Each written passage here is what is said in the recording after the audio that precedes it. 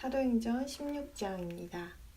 바울은 데르베에 갔다가 리스트라로 갔다. 그곳에는 디모데라는 제자가 있었는데 그는 믿는 유대인 여자와 그리스인 아버지 사이에 태어난 아들이었다. 디모데는 리스트라와 이코니온에 있는 형제들에게 좋은 평판을 얻고 있었다. 바울은 디모데를 동반하고 싶다는 뜻을 표현했다. 그리고 그 지역의 유대인들 때문에 그를 데려다가 할례를 베풀었다. 그의 아버지가 그리스인이라는 것을 모두가 알고 있었기 때문이다. 그들은 도시들을 두루 여행하면서 예루살렘에 있는 사도들과 장로들이 정한 규정들을 그곳 사람들에게 전하여 지키게 했다. 그리하여 회중들은 믿음 안에서 계속 굳건해지고 그 수가 날마다 늘어났다. 그들이 아시아 속주에서 말씀을 전하는 것을 성령이 막았기 때문에 그들은 프리지아와 갈라디아 지방을 가로질러 갔다. 그리고 미시아에 이르러 비티니아로 들어가려고 했지만 예수의 영이 허락하지 않았다. 그래서 그들은 미시아를 지나쳐서 트로아스로 내려갔다. 밤중에 바울이 환상을 보았는데 어떤 마케도니아 사람이 서서 마케도니아로 건너와서 우리를 도와주십시오 하고 그에게 청했다. 그가 환상을 본 뒤에 우리는 즉시 마케도니아로 들어가려고 했다. 그들에게 좋은 소식을 전하도록 하느님께서 우리를 부르신 것이라는 결론을 내렸기 때문이다. 우리는 트로아스에서 배를 타고 곧바로 사모트라케로 갔다가 이튿날에는 네아폴리스로 갔다. 거기서 빌립보로 갔는데 그곳은 식민지로서 마케도니아 지역의 중심 도시였다. 우리는 그 도시에 며칠간 머물렀다. 안식일에 우리는 기도하는 곳이 있으리라고 생각되는 성문 밖 강가로 나갔다. 그리고 거기에 앉아서 그곳에 모여있는 여자들에게 말하기 시작했다. 두아디라 시 출신으로 자주색 옷감 장수이며 하느님을 숭배하는 사람인 루디아라는 여자가 듣고 있었는데 여호와께서 그 여자의 마음을 활짝 열어 바울이 말하는 것에 주의를 기울이게 하셨다. 루디아는 그의 집안과 함께 침례를 받고 나서 우리에게 강권했다. 저를 여호와께 충실한 사람이라고 여기신다면 제 집에 와서 머무르십시오. 그러면서 기꺼이 우리를 데리고 갔다. 한 번은 우리가 기도하는 곳에 가다가 곧 점치는 악귀가 들린 하녀 하나를 만났다. 그는 점을 쳐서 자기 주인들에게 많은 돈을 벌어주고 있었다. 이 여자가 바울과 우리를 계속 따라오면서 이렇게 외쳤다. 이 사람들은 가장 높으신 하느님의 종들로서 여러분에게 구원의 길을 널리 전하고 있습니다. 그는 여러 날 동안 계속 그렇게 했다. 바울은 견디다 못해 돌아가서 그 영에게 말했다. 내가 예수 그리스도의 이름으로 내게 명령하니 그에게서 나와라. 그러자 즉시 그 영이 나왔다. 그의 주인들은 돈을 벌 희망이 사라진 것을 보고 바울과 실라를 잡아 장터에 있는 지도자들에게 끌고 갔다. 그들이 두 사람을 행정관들에게 데리고 가서 말했다. 이 자들이 우리 도시를 몹시 어지럽히고 있습니다. 이 자들은 유대인인데 우리 로마인으로서는 받아들이거나 행해서는 안 되는 관습들을 퍼뜨리고 있습니다. 그러자 무리도 함께 일어나 그들을 대적했다. 행정관들은 그들의 옷을 찢어 벗긴 후에 매로 치라고 명령했다. 그렇게 매질을 많이 한 후에 그들을 감옥에 집어넣고 간수에게 단단히 지키라고 명령했다. 간수는 그러한 명령을 받았기 때문에 그들을 깊숙한 감옥에 집어넣고 그들의 밭에 착고를 채웠다. 한밤중에 바울과 실라가 기도하며 노래로 하느님을 찬양하고 있었고 죄수들이 그것을 듣고 있었다. 그런데 갑자기 큰 지진이 일어나서 감옥의 기초가 흔들렸다. 그리고 모든 문이 즉시 열리고 모든 사람의 결박이 풀렸다. 간수는 잠에서 깨어나 감옥문들이 열려 있는 것을 보고 죄수들이 도망쳤다고 생각하여 칼을 뽑아 자결하려고 했다. 그때 바울이 큰 소리로 외쳤다. 자신을 해치지 마십시오. 우리가 모두 여기 있습니다. 그러자 간수는 등불을 달라고 한 다음 뛰어들어가 떨면서 바울과 실라 앞에 엎드렸다. 그리고 그들을 밖으로 데리고 나와 물었다. 선생님들, 제가 구원을 받으려면 어떻게 해야 합니까? 그들이 대답했다. 주 예수를 믿으십시오. 그러면 당신과 당신의 집안이 구원을 받을 것입니다. 그리고 그들은 그와 그의 집에 있는 모든 사람에게 여호와의 말씀을 전했다. 간수는 그 시간에 그들을 데리고 가서 상처를 씻어 주었고 그와 그의 온 집안이 지체 없이 침례를 받았다.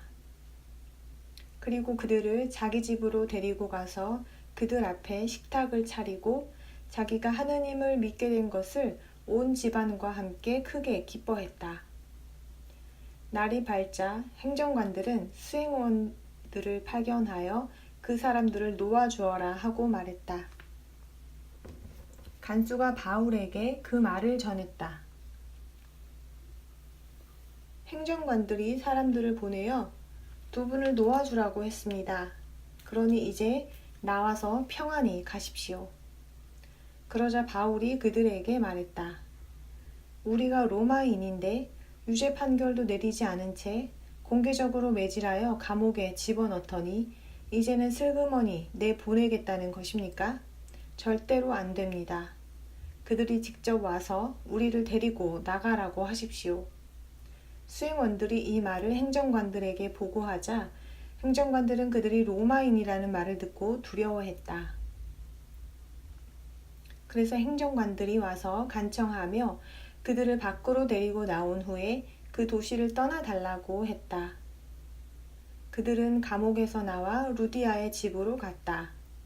그리고 형제들을 보고 격려한 후에 떠났다. 사도행전 17장입니다. 그들은 암피폴리스와 아폴로니아를 거쳐 데살로니가로 갔는데 거기에는 유대인 회당이 있었다. 그래서 바울은 늘 하던 대로 회당에 들어가서 새 안식일에 걸쳐 그들과 함께 성경을 가지고 토론하면서 그리스도가 고난을 당하고 죽은 사람들 가운데서 살아나야 했다는 것을 설명하고 참조 선구들을 들어 증명했다. 그리고 내가 여러분에게 전하고 있는 이 예수가 바로 그리스도이십니다. 하고 말했다. 그 결과 그들 중 몇 사람이 신자가 되어 바울과 실라와 함께 했다. 또한 하느님을 숭배하는 매우 많은 그리스인과 적지 않은 귀부인들도 그렇게 했다. 그러나 유대인들은 질투가 나서 장터에서 빈둥거리는 불량배들을 불러 모아 떼를 지어 도시에 소동을 일으켰다.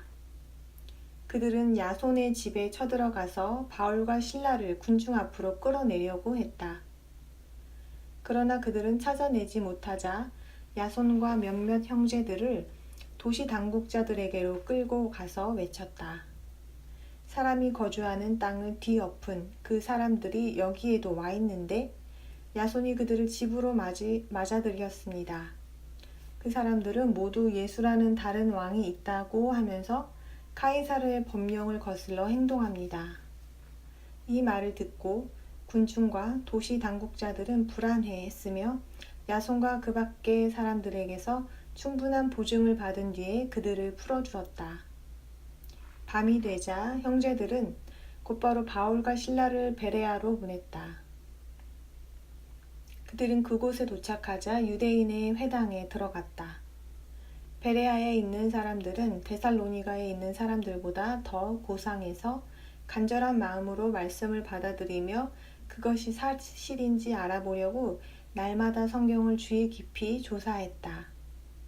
그리하여 그들 중 많은 사람이 신자가 되었고 그리스인 가운데서도 적지 않은 수의 명성 있는 여자들과 일부 남자들이 신자가 되었다. 그러나 데살로니가의 유대인들은 바울이 베레아에서도 하느님의 말씀을 널리 전한다는 것을 알고 그곳에 와서 무리를 선동하여 소란을 일으켰다. 그래서 형제들은 즉시 바울을 보내어 바닷가까지 가게 했다. 그러나 실라와 디모데는 그곳에 그대로 남아 있었다. 바울과 동행하던 사람들은 그를 아테네까지 데리고 갔고 실라와 디모데를 가능한 한 속히 자기에게 오게 하라는 바울의 지시를 받고 떠났다. 바울은 아테네에서 그들을 기다리고 있는 동안 그 도시가 우상들로 가득 차 있는 것을 보고 격분했다. 그래서 그는 회당에서 유대인들과 하느님을 숭배하는 그 밖의 사람들과 토론했고 또한 매일 장터에서 만나는 사람들과도 토론했다. 에피쿠로스 학파와 스토아 학파의 몇몇 철학자가 그와 논쟁을 벌였는데 이 떠벌이가 대체 무슨 말을 하려는 것인가 하고 말하는 사람도 있었고 외국의 신들을 전하는 사람인가 보다 하고 말하는 사람도 있었다. 그가 예수와 부활에 관한 좋은 소식을 전하고 있었기 때문이다.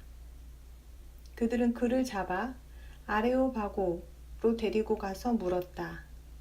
당신이 말하는 이 새로운 가르침이 무엇인지 우리에게 알려줄 수 있겠소? 당신이 우리 귀에 생소한 것들을 소개하고 있는데 그것이 무슨 뜻인지 알고 싶소. 사실 모든 아테네 사람과 거기에 머물고 있는 외국인들은 뭔가 새로운 것을 말하거나 듣는 일로만 여가 시간을 보내고 있었다. 바울은 아레오바고 한가운데 서서 말했다. 아테네 사람들이여, 내가 보니 여러분은 다른 사람들보다 모든 면에서 신들을 두려워하는 마음이 더 큰 것 같습니다.